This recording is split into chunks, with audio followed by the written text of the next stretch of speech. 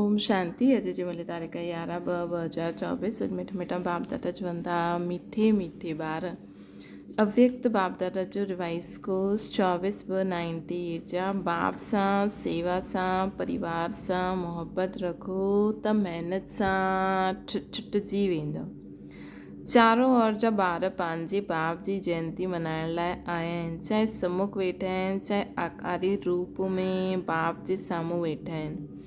बाप सभी ॿारनि खे ॾिसनि था। हिकु तरफ़ मिलन मल्हाइण जी ख़ुशी, ॿियो तरफ़ सेवा जो उमंग उत्साह आहे कि जल्दी जल्दी बाप दादा खे प्रत्यक्ष करो। बाप दादा चारों ओर जे ॿारनि खे ॾिसंदे हुए अरब खरब गुणा मुबारक ॾियनि था। जीअं ॿार बाप जी जयंती मल्हाइण लाइ कोने खां परे परे खां आया आहिनि, बाप दादा बि ॿारनि जो जन्म ॾींहुं मल्हाइण आया आहिनि। सभिनि खां दूर देश रहण वारो केरु, बाप या तव्हां चईंदा असां ॾाढा परे खां आया आहियूं, लेकिन बाप चईंदो मां तव्हां खां बि दूर देश सां आयो आहियां, लेकिन तव्हांखे समय लॻंदो आहे। बाप खे समय न लॻंदो आहे। तव्हां सभिनि खे प्लेन या ट्रेन वठणी पवंदी आहे, बाप खे सिर्फ़ु रथ वठिणो पवंदो आहे। त ईअं न कि सिर्फ़ु तव्हां बाप जो मल्हाइण आया आहियो, लेकिन बाप बि आदि साथी ब्रह्मण आत्मायूं, जन्म जा साथी ॿारनि जो बर्थडे मल्हाइण आया आहिनि। आदि साथी ब्रह्मण आत्माउनि जो जन्म सां साथी ॿारनि जो बर्थडे मल्हाइण आया आहिनि। छो जी बाप अकेलो अवतरित न थींदो आहे, लेकिन ब्रह्मा ब्रह्मण ॿारनि सां गॾु दिव्य जन्म वठंदा आहिनि, अर्थात अवतरित थींदा आहिनि। सिवाइ ब्रह्मणनि जे यज्ञ जी रचना अकेलो बाप न करे सघंदो आहे। त यज्ञ रचियो ब्रह्मणनि द्वारा, ब्रह्मा द्वारा ब्रह्मण रचिया। यज्ञ रचियो ब्रह्मा द्वारा ब्रह्मण रचिया, तॾहिं तव्हां सभु पैदा थियो न। त चाहे 2 वर्ष वारा आहियो, चाहे मास वारा आहियो, लेकिन तव्हां सभिनि जो दिव्य ब्रह्मण जन्म जी तव्हां सभिनि खे मुबारक हुजे। तव्हां सभिनि खे दिव्य ब्रह्मण जन्म जी मुबारक हुजे। केतिरो इहो दिव्य जन्म श्रेष्ठ आहे न। बाप बि हर हिकु दिव्य जन्मदारी ब्रह्मण आत्माउनि जे भाग्य जो सितारो चमकंदो उहो ॾिसी हर्षित थींदा आहिनि ऐं सदा इहे ई गीत ॻाईंदा आहिनि। वाह हीरे तुल्य जीवन ठाहिण वारे ब्रह्मण ॿार, वाह वाह आयो न, वाह वाह आयो न। बाप जा वाह ॿार ठहिया आहियो। इहो अलौकिक जन्म बाप जो बि न्यारो, तव्हां ॿारनि जो बि न्यारो प्यारो आहे।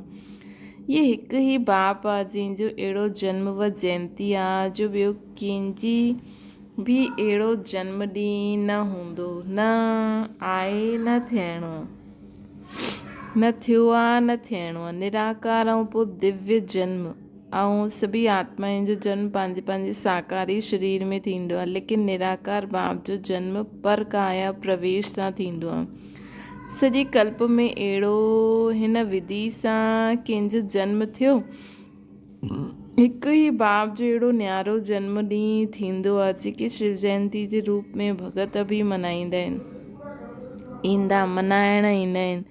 हिन करे हिन दिव्य जन्म जे महत्व खे तव्हां ॼाणंदा आहियो, भगत बि ॼाणंदा न आहिनि, लेकिन जो ॿुधियो हुन प्रमाण ऊच ते ऊच सम्झंदे उहे मल्हाईंदा आहिनि। भगत बि ॼाणंदा न आहिनि हिन दिव्य जन्म जे महत्व खे। असां ई ॼाणियो आहे, लेकिन भगत बि न ॼाणंदा आहिनि, लेकिन जो ॿुधो हुन प्रमाण ऊच ते ऊच सम्झंदे उहे मल्हाईंदा आहिनि। तव्हां ॿार सिर्फ़ु मल्हाईंदा न आहियो, लेकिन मल्हाइण सां गॾु स्वयं खे बाप समान ठाहींदा बि आहियो। दिव्य अलौकिक दिव्य जन्म जे महत्व खे ॼाणंदा आहियो ऐं कंहिंखे बि बाप सां गॾु ऐं कंहिंजो बि बाप सां गॾु ॿारनि जो साथ साथ जन्म न हूंदो आहे। कहिड़े बि बाप सां गॾु ॿारनि जो साथ साथ जन्म न हूंदो आहे, लेकिन शिव जयंती अर्थात बाप जे दिव्य जन्म सां गॾु गॾु ॿारनि जो बि जन्म। हिन करे डायमंड जुबली मल्हाए बि आहे न, त बाप सां गॾु ॿारनि जो बि दिव्य जन्म न। सिर्फ़ु हिन जयंती खे हीरे तुल्य जयंती चईंदा आहियूं, लेकिन हीरे तुल्य जयंती मल्हाईंदे स्वयं बि हीरे तुल्य जीवन में अची वेंदा आहिनि न, अची विया आहियो न। हिन रहस्य खे सभी ॿार सुठी रीति ॼाणंदे हुए ॿियनि खे बि ॿुधाईंदा रहंदा आहिनि कि बाबा जी हीरे तुल्य जयंती मनाईंदे असांजो बि जीवन हीरे तुल्य थी वियो आहे न। बाबा चवनि था बाप दादा समाचार ॿुधंदा रहंदा आहिनि, ॾिसंदा बि आहिनि कि ॿार बाप जे दिव्य जन्म जे महत्व केतिरो उमंग उत्साह सां मनाईंदा आहिनि।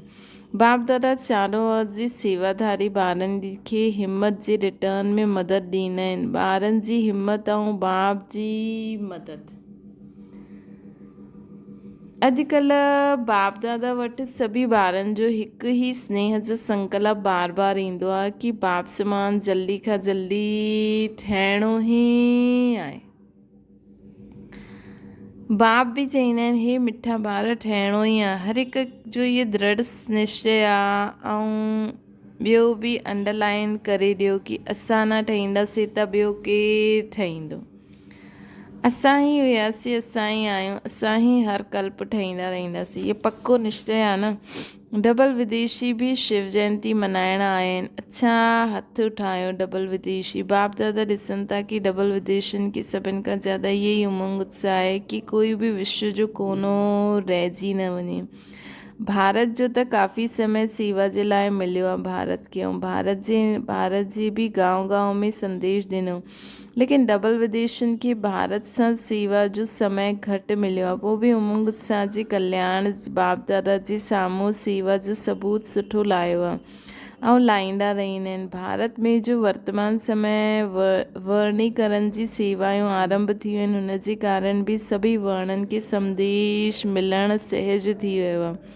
श्री हर हिकु वर्ण पंहिंजे वर्ग जे अॻियां हर हिकु वर्ण पंहिंजे वर्ग खे अॻियां वधाईंदो रहंदो आहे त वर्णीकरण जी इन्वेंशन सुठी आहे। इन सां भारत जी सेवा में विशेष आत्माउनि जो अचणु सुठी रौनक लॻी वेंदी आहे।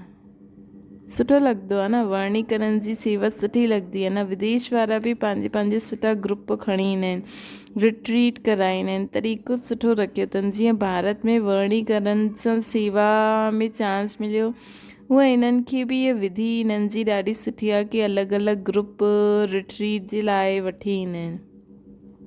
बाप दादा खे ॿई तरफ़ जी सेवा पसंदि आहे। अच्छा जगदीश ॿार इन्वेंशन सुठी कढी अथई ऐं विदेश में इहे रिट्रीट डायलॉग कीअं शुरू कयो, सभिनि मिली जुली करे कयो। भारत बि मिली जुली करे कयो, पोइ बि निमित ठहियो।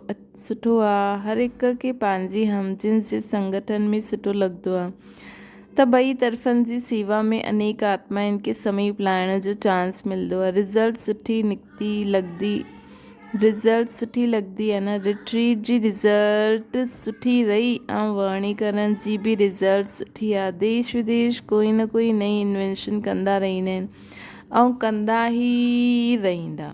चाहे भारत चाहे विदेश में सेवा जो उमंग सुठो आहे। बाप दादा ॾिसंदा आहिनि जो सची दिलि सां निस्वार्थ सेवा में अॻियां वधंदा आहिनि, उन्हनि जे खाते में पुण्य जो खातो ॾाढो सुठो जमा थींदो आहे।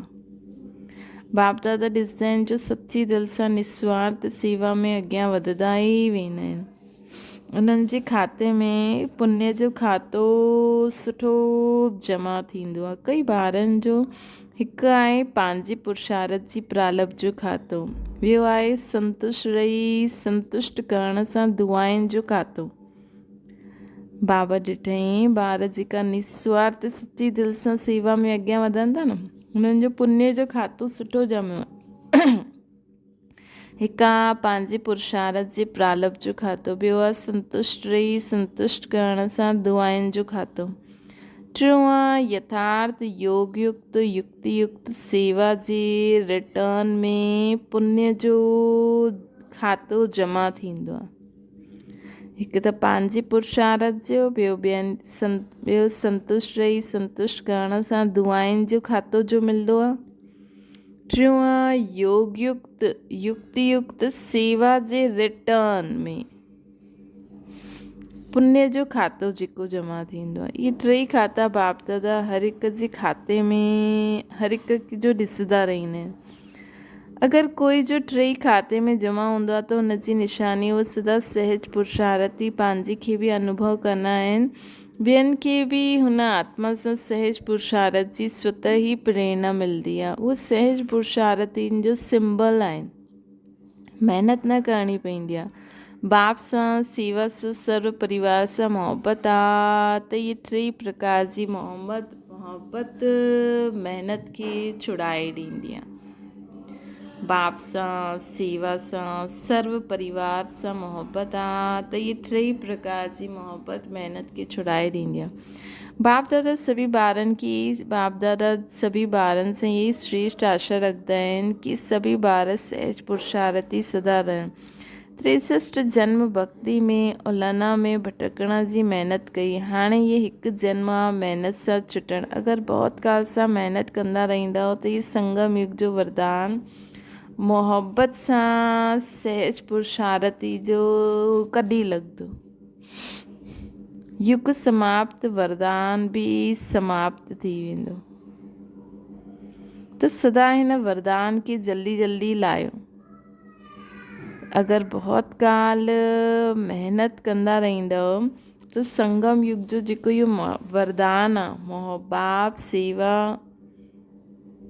ऐं परिवार सां मोहब्बत सां सहज पुरुषारथी ठहिण जो ये वरदान युग समाप्त, वरदान भी समाप्त। जल्दी जल्दी हिन वरदान खे वठी वठो कि बाप सां भी प्यार, सेवा सां भी प्यार ऐं परिवार सां भी प्यार। कोई भी वॾे ते वॾो कार्य हुजे, कोई भी वॾे ते वॾी समस्या हुजे, लेकिन हर कार्य हर समस्या हीअं पार थी वञे जीअं तव्हां माण्हू चईंदा आहियो मक्खन सां बाल निकिरी वियो। कई ॿारनि जो थोरो थोरो बाप दादा खेल ॾिसंदा रहंदा आहिनि, हर्षित बि थींदा आहिनि ऐं ॿारनि खे ॾिसी रहम बि ईंदो आहे बाप खे। जॾहिं कोई समस्या या वॾो कार्य बि साम्हूं ईंदो आहे त कॾहिं कॾहिं ॿारनि जे चहिरे ते थोरो समस्या व कार्य जी लहर ॾेखारे में ॾींदी आहे। थोरो सो चहिरो बदिली वेंदो आहे। पोइ अगरि कोई चईंदो आहे इहे छा थियो त चईंदा आहिनि कमु ई अहिड़ो आहे न, विघ्न विनाशक जे अॻियां विघ्न न अचे त विघ्न विनाशक टाइटल कीअं थिए। त चईंदा आहिनि कमु ई ॾाढो आहे, इन करे हीअं चहिरो थी वियो। बाबा चवनि था विघ्न विनाशक जे अॻियां विघ्न न अचे त विघ्न विनाशक टाइटल कीअं ॻाईंदासीं। थोरो सो चहिरे में थकावट या थोरो सो मूड बदिली जा चिन्ह, थोरो सो चहिरे ते थकावट या थोरो सो मूड बदिली जा चिन्ह अचणा खपनि। छो असांजे जड़ चित्र जो अधु कल्प पूजदा आहिनि, उन में कॾहिं थोरो सो बि थकावट या मूड बदिली जा चिन्ह ॾेखारे में ॾींदा आहिनि छा? जॾहिं असांजे जड़ चित्र सदा मुस्कुराईंदा रहंदा आहिनि त उहा कंहिंजा चित्र आहिनि? असांजा ई आहिनि न। त चैतन्य जो ई यादगार चित्र आहिनि। इन करे थोरो सो बि थकावट जंहिंखे चईंदा आहे चिड़चिड़ोपन, उहो न अचिणो खपे। चिड़चिड़ोपन, थोरो सो बि कुझु अहिड़ो संस्कार स्वभाव में थी वियो या कुझु अहिड़ी थकावट या थोरो सो थी वियो त चिड़चिड़ोपन न अचिणो खपे। सदा मुस्कुराईंदो चहिरो बाप दादा खे ऐं सभिनि खे पसंदि ईंदो आहे न। अगरि कोई चिड़चिड़ेपन में आहे त हुनजे अॻियां वेंदव, सोचदव हाणे चऊं या न चऊं। त असांजे जड़ चित्र वटि त भगत ॾाढो उमंग सां ईंदा आहिनि। चैतन्य में कोई भारी हुजे त सुठो लॻंदो आहे। हाणे जड़ चित्रनि वटि सदा हिकु रस स्थिति वारो चहिरो हूंदो आहे त कॾहिं बि कंहिंखे कुझु बि थींदो आहे त फटाफट हुननि वटि हली वेंदा आहिनि। सोचदा थोरी आहिनि कि इहे चिड़चिड़ा न हुजनि, हिननि खे कमु न हुजे। हा, बाक़ी ईअं थींदो आहे मंदर वारा परदो लॻाए छॾंदा आहिनि, मंदरु बंदि करे छॾंदा आहिनि त माण्हुनि खे वेट करिणो पवंदो आहे। लेकिन ईअं थींदो थोरी आहे, उहो त माण्हू सोचदा आहिनि न ईअं। त बाबा चवंदा आहिनि अगरि कोई चिड़चिड़पन में आहे त हुनजे अॻियां वेंदा, सोचदा हाणे चऊं या न चऊं। त असांजे जड़ चित्र वटि त भॻत ॾाढो उमंग सां वेंदा आहिनि, चैतन्य में कोई भारी हुजे त सुठो लॻंदो आहे। हाणे बाप दादा सभी ॿारनि जे चेहरे ते सदा फ़रिश्ते स्वरूप, वरदानी रूप, दाता रूप, रहमदिल रूप, अथक रूप, सहज योगी, सहज पुरुषार्थी जो रूप ॾिसणु चाहींदा आहिनि। ऑलवेज पुरुषार्थ भी करिणो आहे, बाबा की याद भी करिणो आहे ऐं सेवा भी करणी आहे। त सदा फ़रिश्तो अर्थात हल्को, कंहिंजो बि भारी न, सदा वरदानी रूप अर्थात सभिनि खे वरदान ॾियण वारा, कंहिंजे लाइ बि बुरो न, सदा दाता रूप अर्थात सर्व खे ॾियण वारो, कॾहिं बि लेवता रूप न, सदा रहमदिल, सदा अथक, सहज योगी, सहज पुरुषार्थी जो रूप ॾिसणु चाहींदा आहिनि। ये न चओ कि ॻाल्हि ई अहिड़ी हुई, कहिड़ी बि ॻाल्हि हुजे, लेकिन रूप सदा मुस्कुराईंदो, शीतल, गंभीर ऐं रमणीकता। बाबा चवनि था लेकिन रूप सदा मुस्कुराता हुआ, सदा ही पंहिंजो रूप मुस्कुराईंदो हुओ, शीतल, गंभीर ऐं रमणीकता वारो हुजिणो खपे, बैलेंस हुजिणो खपे। बाबा चवनि था असांजे चेहरे ते सदा फ़रिश्तो रूप, वरदानी रूप, दाता, रहमदिल, अथक, सहज योगी, सहज पुरुषार्थी, सदा मुस्कुराईंदो हुओ, शीतल, गंभीर, रमणीकता, ॿिन्हिनि जो बैलेंस हुजेस। बाबा चवनि था कोई बि अचानक अची वञे असां समस्या जे कारण, व कार्य जे कारण सहज पुरुषार्थी रूप में न आहियूं त उहा छा ॾिसंदा, असांजो चित्र त उहो ई खणी वेंदा न। कोई बि समय, कोई बि कंहिंखे बि, चाहे 1 मार्च जो हुजे, चाहे 2 मार्च जो हुजे, अचानक बि कोई असांजे फेस जो चित्र कढी सघंदो आहे, कढी वञे त अहिड़ो ई चित्र थी वेंदो न। बाबा चवनि था कोई बि कंहिंजो बि, चाहे 1 मार्च जो हुजे, चाहे 2 मार्च जो हुजे, अचानक बि असांजे फेस जो चित्र कढी वेंदो। दाता ठहो, लेवता न ठहो, दाता। कोई कुझु बि ॾे, सुठो ॾे या बुरो ॾे, लेकिन तव्हां वॾे ते वॾे बाप जा ॿार, वॾी दिलि वारा आहियो। अगरि बुरो बि ॾे त वॾी दिलि सां बुरे खे पंहिंजे में स्वीकार न करे, दाता ठही हुनखे सहयोग ॾियो, स्नेह ॾियो, शक्ति ॾियो। कोई न कोई गुण पंहिंजी स्थिति द्वारा गिफ्ट में ॾियो। अगरि कोई असांखे कुझु बि निंदा करे थो, असांजी ग्लानी करे थो, असांखे बुरी दृष्टि सां, भाव सां ॾिसे थो, लेकिन असां त दाता जा ॿार आहियूं न। असां उन्हनि जे बुरे खे न ॾिसी करे उन्हनि खे कुझु न कुझु गुण जे गिफ्ट ॾियो। एतिरी वॾी दिलि वारा, वॾे वॾे बाबा जा ॿार आहियूं। रहम करो, दिलि सां उन आत्मा जे प्रति ॿियो ई एक्स्ट्रा स्नेह इमर्श करो, सभिनि जो ई कल्याण थिए।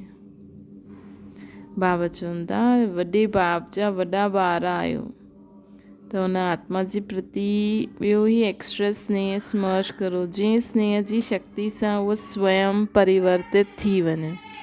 जंहिं स्नेह जी शक्ति सां उनखे एक्स्ट्रा स्नेह ॾियो, जंहिं स्नेह जी शक्ति सां उहो स्वयं परिवर्तित थी वञे।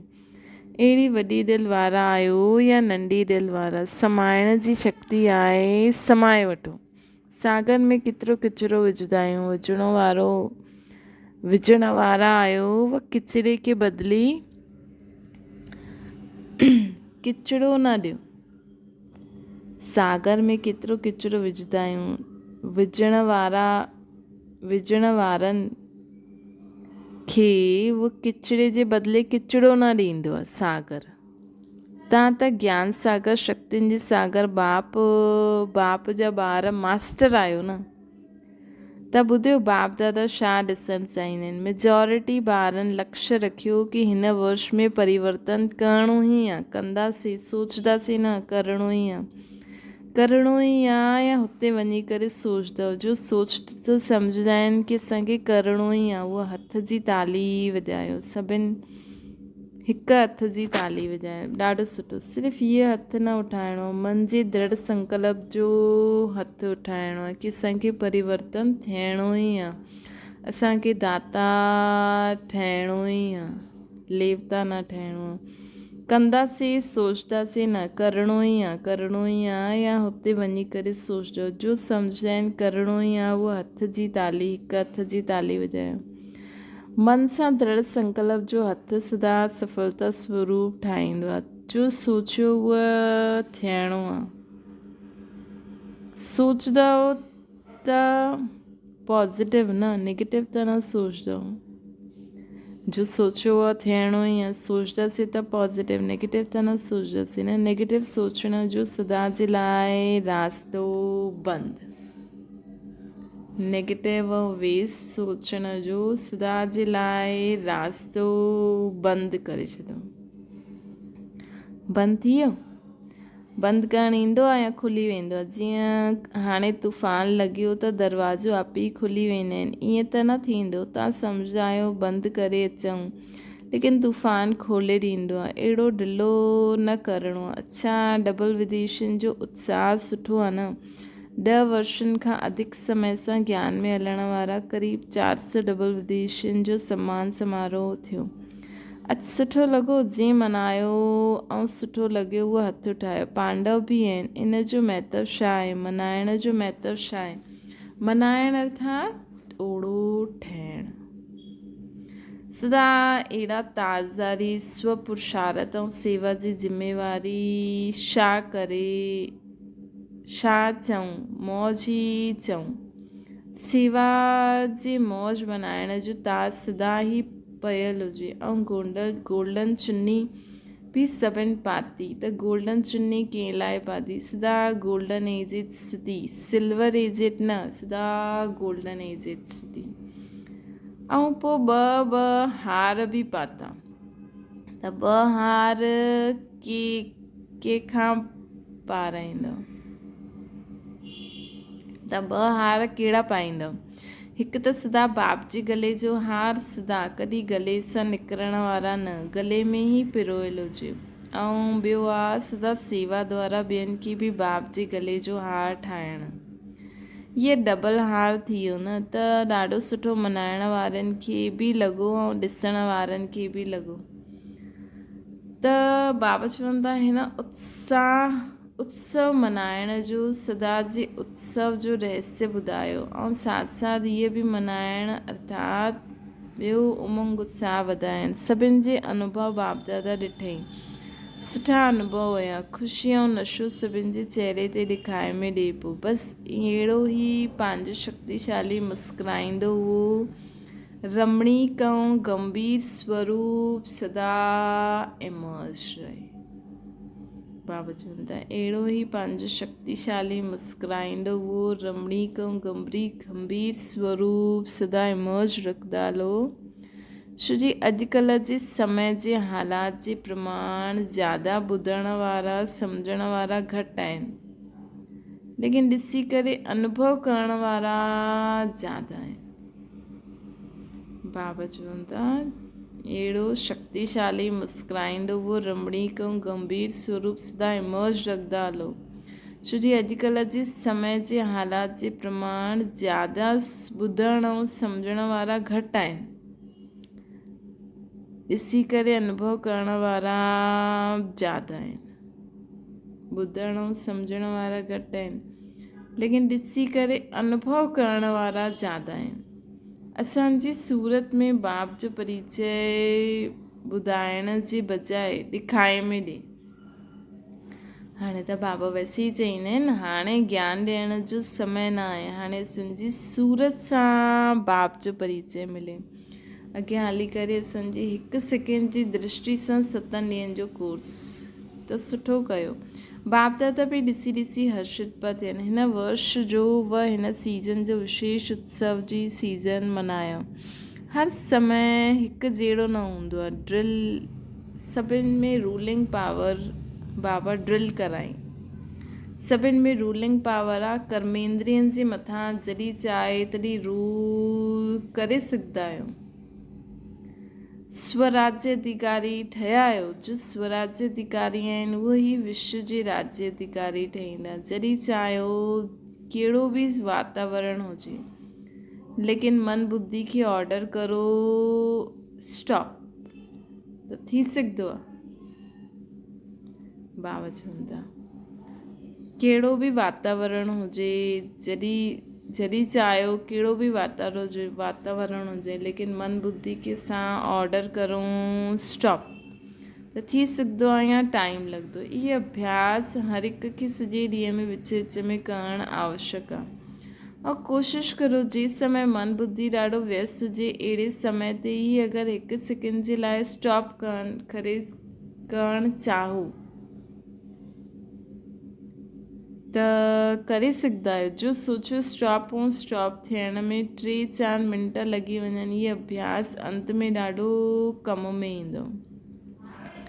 त सोचो स्टॉप थियण में 3 मिनट 5 मिनट लॻी वञनि, ये अभ्यास अंत में ॾाढो कमु ईंदो। हिन ई आधार सां पासविद ऑनर्स ठहींदासीं। अच्छा, सदा दिल जी उमंग उत्साह जो उत्सव मनाइण वारा स्नेही आत्माउनि खे, सदा हीरे तुल्य जीवन जो अनुभव करण वारा, अनुभव जी अथॉरिटी वारा विशेष आत्माउनि खे, सदा हीरे तुल्य जीवन जो अनुभव करण वारा, अनुभव जी अथॉरिटी वारा विशेष आत्माउनि खे, सदा पंहिंजी सूरत सां बाप जो परिचय ॾियण वारा, बाप खे प्रत्यक्ष करण वारा, सदा पंहिंजी सूरत सां बाप जो परिचय ॾियण वारा, सदा पंहिंजी सूरत सां बाप जो परिचय ॾियण वारा, बाप खे प्रत्यक्ष करण वारा सेवाधारी आत्मायूं, सदा गंभीर ऐं रमणीक ॿिन्हिनि जो साथ में बैलेंस रखण वारा, गंभीर ऐं रमणीक सभिनि जी ब्लेसिंग जी अधिकारी आत्मायूं। अहिड़ा चारों ओर जा देश विदेश जे ॿारनि खे शिवरात्रि जी मुबारक हुजे। बाबा चवनि था सदा दिल जी उमंग उत्साह जो उत्सव मनाइण वारा स्नेही आत्मायूं, सदा हीरे तुल्य जीवन जो अनुभव करण वारा, अनुभव जी अथॉरिटी वारियूं विशेष आत्मायूं, सदा पंहिंजी सूरत सां बाप जो परिचय ॾेई बाप खे प्रत्यक्ष करण वारी सेवाधारी आत्मायूं, सदा गंभीर ऐं रमणीक ॿिन्हिनि जो साथ में बैलेंस रखण वारो सभिनि जी ब्लेसिंग जी अधिकारी आत्मायूं।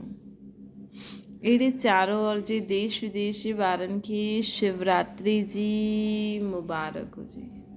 त बाबा विशेष असांखे शिवरात्रि अचण वारी आहे। ॾिसो महीने खां पहिरियों ई तयारी शुरू थी वेंदी आहे न, त बाबा बि असांखे महीने पहिरें खां ई सभिनि खे मुबारक था ॾियनि। साथ साथ बाप दादा जो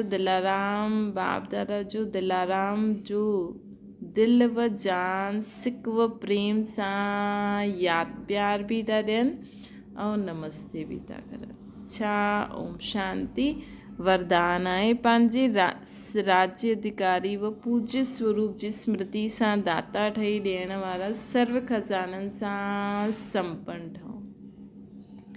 सदा हिन स्मृति में रहो कि मां पूज्य आत्मा आहियां, ॿियनि खे ॾियण वारो दाता आहियां, लेवता न आहियां, देवता आहियां। जीअं बाप तव्हां सभिनि खे आपे ई ॾिनई, ईअं तव्हां बि मास्टर दाता ठही ॾींदा हलो, मांगो न। बाप चवनि था पंहिंजे राज्य अधिकारी व पूज्य स्वरूप जी स्मृति में रहो। अॼु ताईं तव्हांजे जड़ चित्रनि सां वञी करे मांगनी कंदा आहिनि, चईंदा आहिनि असांखे बचायो, त तव्हां बचाइण वारा आहियो, बचाओ चइण वारा न आहियो। परंतु दाता ठहिण जे लाइ यादि सां, सेवा सां, शुभ भावना शुभकामना सां सर्व खजाननि में संपन्न ठहो। अगरि दाता ठहिणो आहे त यादि सां, सेवा सां, शुभ भावना शुभकामना सां सर्व खजाननि में संपन्न ठहो बाबा चवनि था। स्लोगन आहे चलन ऐं चहिरे जी प्रसन्नता ई रूहानी पर्सनैलिटी जी निशानी आहे। असांजे चलन ऐं चहिरे में प्रसन्नता हुजणी खपे। ये ही रूहानी पर्सनैलिटी अर्थात आत्मा जी पर्सनैलिटी। जॾहिं असांजी आत्मा भरपूर हूंदी न त उहा सदा दाता ठही करे हलंदी। दाता आत्मा सदा प्रसन्न रहंदी, छो जो हुनखे दुआयूं मिलंदियूं आहिनि। त हीअ रूहानी पर्सनैलिटी जी निशानी आहे। त चईंदासीं हिन आत्मा जी पर्सनैलिटी ॾाढी सुठी आहे। चाहे कुझु बि थिए थो, कहिड़ी बि परिस्थिति अचे थी, कोई हिनखे कुझु बि ॾिए थो, लेकिन हीअ आत्मा दाता सही दाता ॾेई सभिनि खे सुख शांति प्रेम आनंद ॾेई करे सदा प्रसन्न रहंदी आहे। जिस शरीर जी पर्सनैलिटी ऐं आत्मा जी पर्सनैलिटी छा आहे? चलन ऐं चहिरे सां प्रसन्नता। उहो कॾहिं ॾेखारण में ॾींदी? जीअं बाबा मथे चई न, दाता ठहो।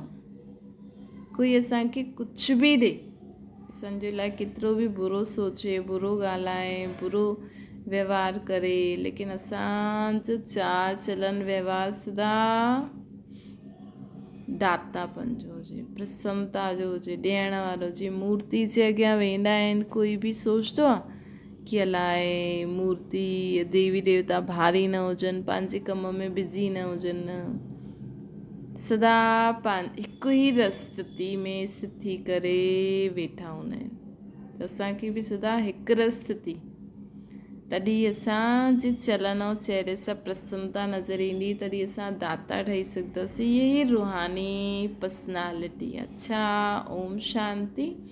बाबा खे यादि करो।